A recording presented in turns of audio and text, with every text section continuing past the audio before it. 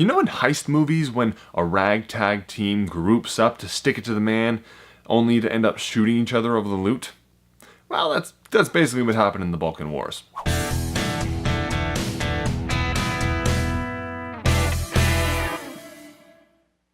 Hello everybody and welcome to History Abridged. It's history, just shorter. Today we're going to be talking about the Balkan Wars, as requested by Buster Blader.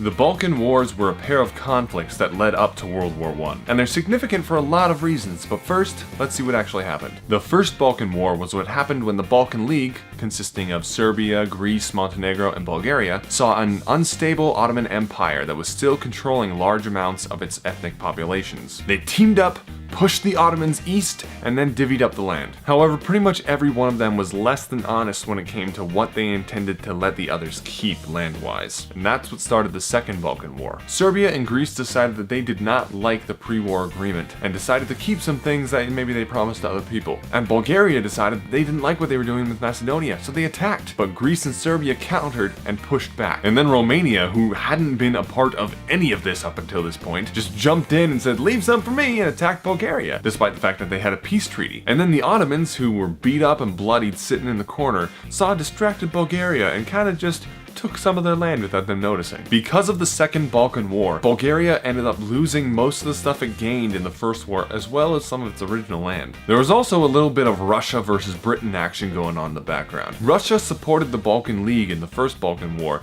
because they wanted access to the Mediterranean Sea, and Britain didn't want Russia to have what Russia wanted, so they supported the Ottomans. Russia was ecstatic at the outcome of the First Balkan War, but then, saw their hopes dashed as the Balkan League folded in on itself. And all of this happened in the time it takes for a baby to be conceived and then born. These conflicts had several far-reaching consequences. To a significant extent, these wars decided the borders of modern countries for years to come. If it hadn't happened, modern-day Turkey might be much, much larger. It was also one of the main triggers for the Ottoman collapse. Now, at this time, the Ottomans were not exactly stable, so it's entirely possible that they would have collapsed without the Balkan League interfering, but it certainly helped them along. Also, there was that little thing where it led to the Balkan Crisis of 1914, which happened exactly after a certain archduke was assassinated and then dominoed the whole world into one of the biggest conflicts ever seen. So there you have it, the Balkan Wars.